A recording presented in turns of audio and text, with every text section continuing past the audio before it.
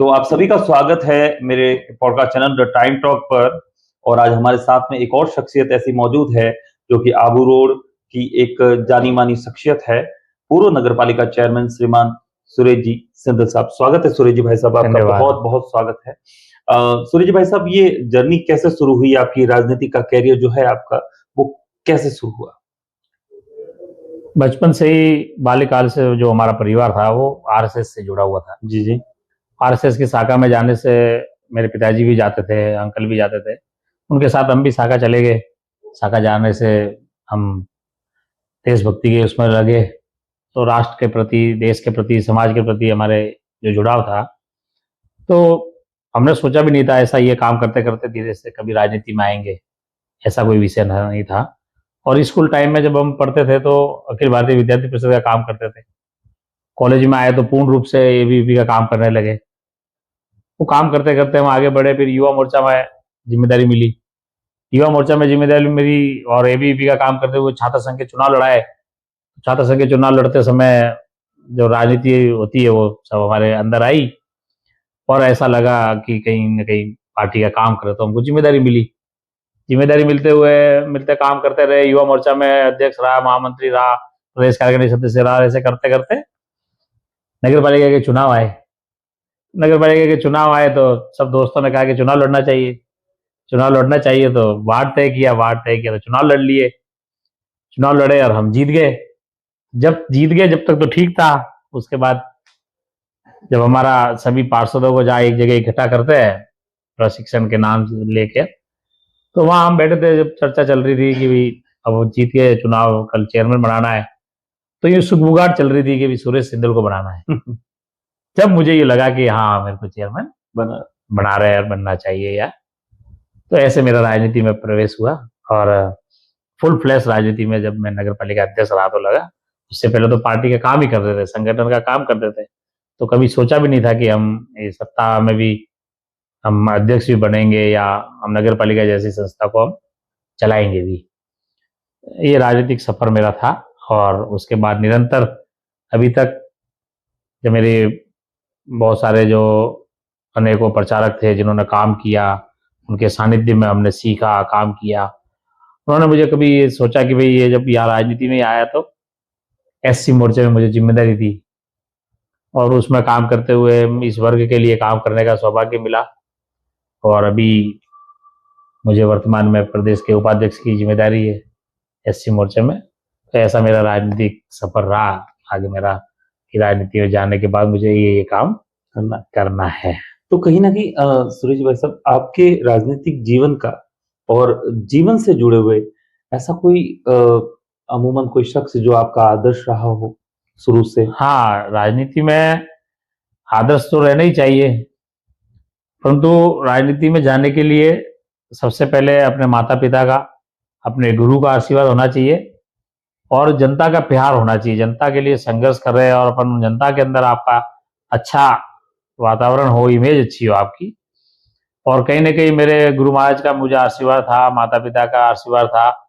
और ऐसे मैं मेरे आदर्श उन सभी जो मेरे विद्यार्थी काल में मेरे संघ के प्रचारक थे और जो बीजेपी में मुझे काम करना सिखाया, उन सभी को मैं मेरा आदर्श मानता हूँ। उसमें बहुत सारे नाम है, तुलसी जी भाई साहब है, गंगा बिशन जी है, ब्रजेश जी भाई साहब है, जैसे मुकेश जी दादीज है, सतीश जी पुनिया है।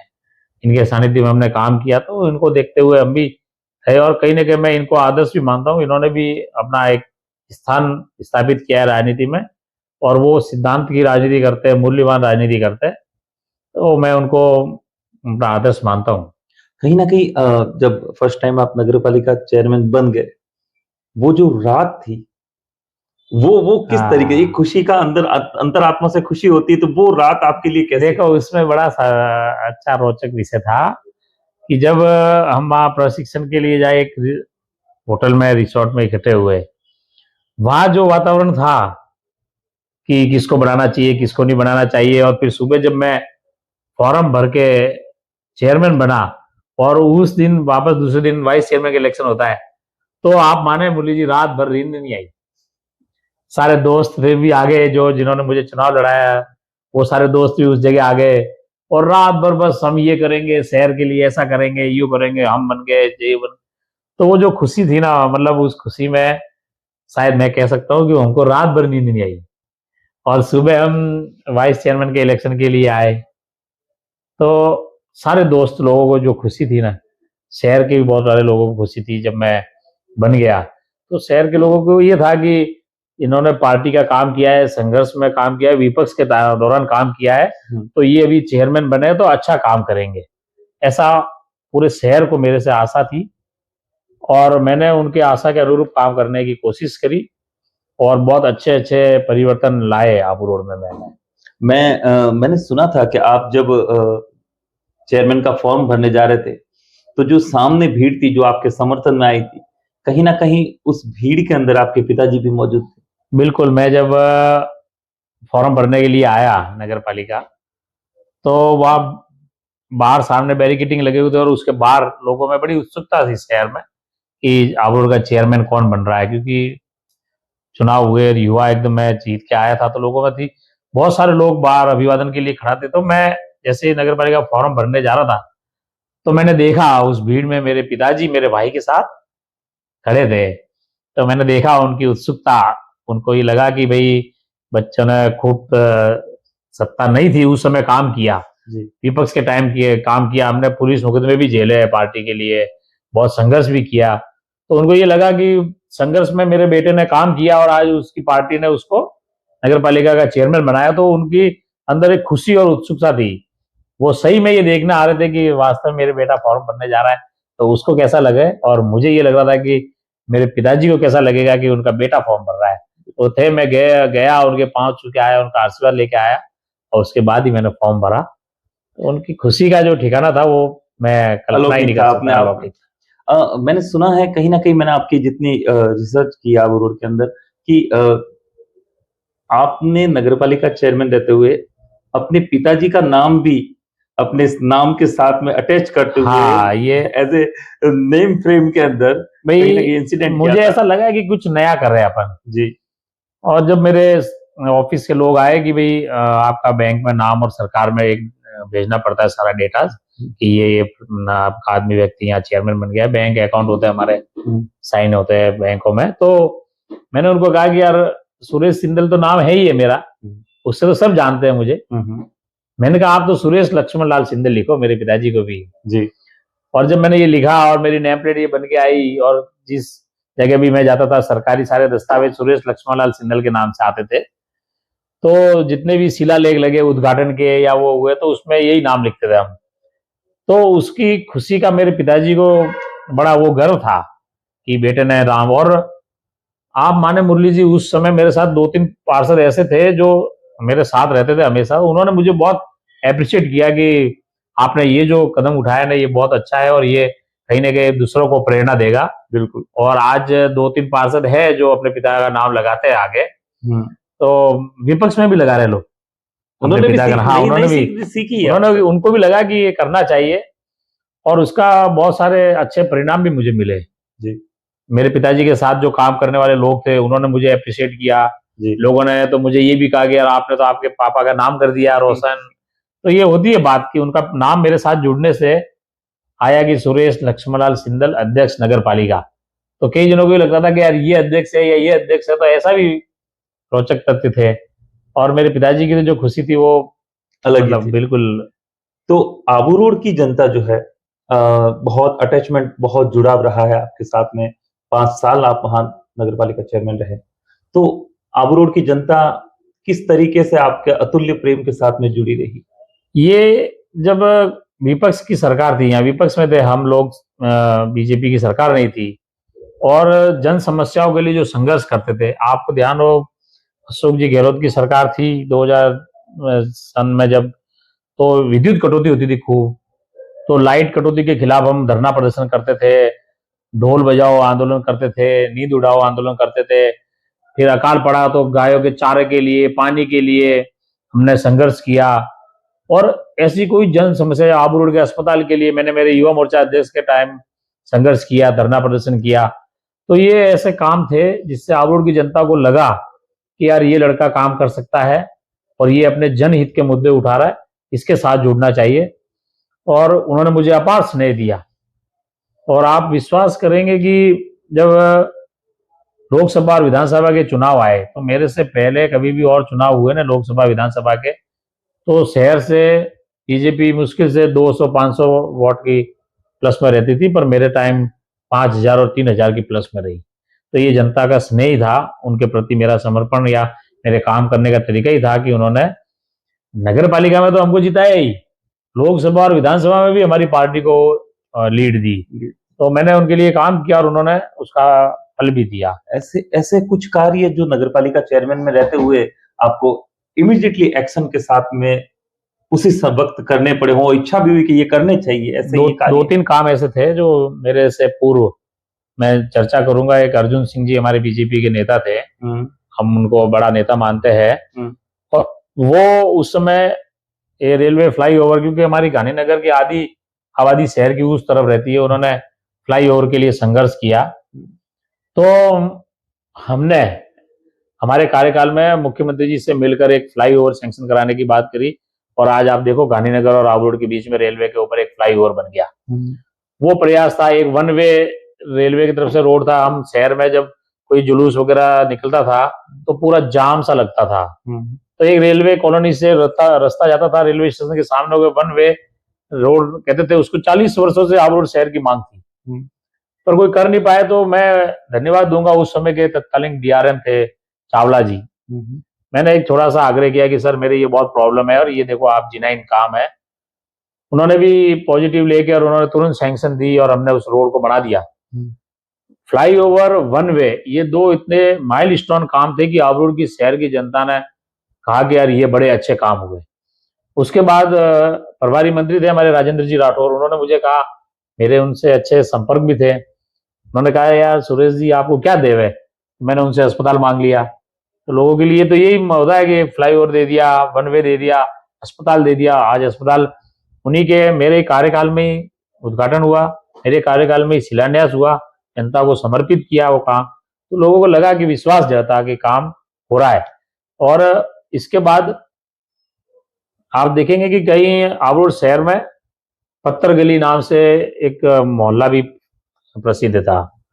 तो कहते हैं कि मेरे से 40 वर्ष पूर्व चेयरमैन थे गहीमल जी, उन्होंने डामर की रोडें बनवाई थी। और हमारे कार्यकाल में माननीय मुख्यमंत्री वसुंधरा जी ने हर नगर पालिकाओं को 5-6 करोड़ रुपए दिए थे सीमेंट सीसी रोड बनाने के लिए। और मैंने पूरे शहर के मुख्य मार्ग थे उनको सीमेंट सीसी रोड बना दिया। तो उससे लोगों को लगा, थोड़ी तो परेशानी हुई जब वो रोड बन रहा था उस समय, पर बाद में जब बनकर तैयार हो गया तो आज पूरे बाजार में या जहां जहां वो रोड बना है वहां कहीं कीचड़ या कोई गंदगी का नाम नहीं है। सबको सुविधा हो गई, बरसात का पानी बह के निकल जाता है, कीचड़ नहीं होता, लोगों को सुविधा हो गई। तो नगर पालिका ये काम ऐसे भी कर सकती है, ये लोगों ने देखा, लोगों ने समझा और हमने उनको जमीन पे इम्प्लीमेंट करके बताया। तो लोगों में बड़ा विश्वास पैदा हुआ कि भाई काम होते हैं। और कहीं न कहीं जैसे मान लीजिए कि कुछ गरीब तबके के लोग हैं, जिनको शायद नगर पालिका में पहुँचना भी नसीब नहीं होता, उनको पता नहीं होता क्योंकि काम ज़्यादा होता है नगर पालिका में।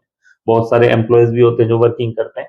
तो उन आम जन लोगों के लिए आपके द्वारा कुछ महिलाओं के लिए अलग से, गरीब असहाय परिवार उनके लिए कुछ ऐसे उस समय कोई प्रोजेक्ट? बिल्कुल। उस समय क्या हुआ कि एक एनयूएलएम एक स्कीम चल रही थी नगर पालिका की, उसके माध्यम से हमने ऐसी महिलाओं को जोड़ा जो तलाकशुदा हो, विधवा महिलाएं हो, और अकेली महिला हो, अपना जीवन यापन नहीं कर सकती थी। तो हमने एक एनजीओ के माध्यम से स्वच्छ भारत अभियान में एनयूएलएम के माध्यम से भी उनको कपड़े की थैली बनाने का काम दिया। और उस समय सरकार ने ये प्लास्टिक प्रतिबंध है, प्लास्टिक के प्रति अवेयरनेस लाने के लिए, तो उनसे हम थैली बनवा के हम खरीदते थे और हम बाजार में लोगों को, व्यापारियों को वो थैलियां बांटते थे। तो एक बहुत सारी एक सेल्फ हेल्प ग्रुप बन गया हमारा और महिला को जोड़ दिया हमने उनसे। वो अब चल रहा है या नहीं चल रहा तो जानकारी नहीं है, पर मेरे टाइम उन पूरा चलते थे और उनको हमने जिला स्तर पे सम्मानित भी कराया था। अच्छा काम करते थे वो।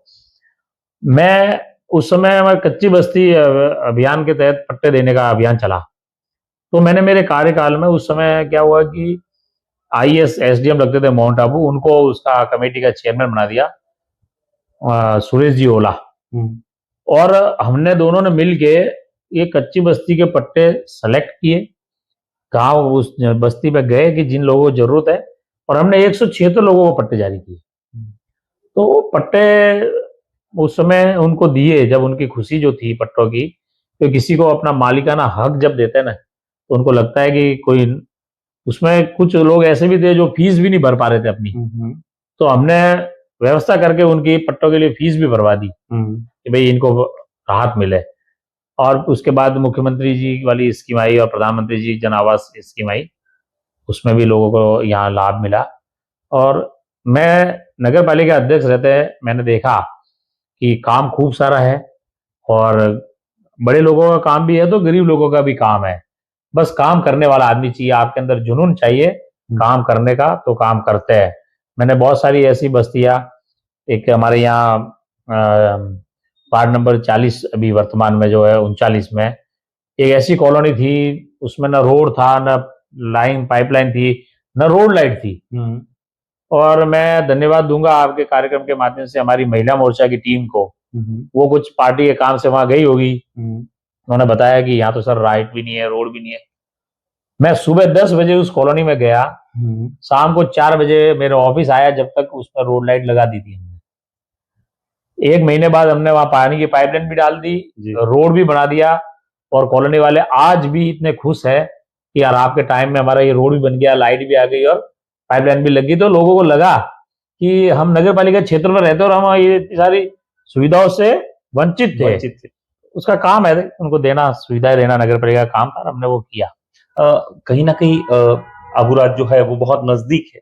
पहले माउंट आबू था, अभी आबूराज हो गया माननीय मुख्यमंत्री साहब की बदौलत से। तो कहीं ना कहीं आना जाना राजनीतिक क्षेत्र के बड़े जितने भी हैं पदाधिकारी, उनका आना जाना ज्यादा रहता था।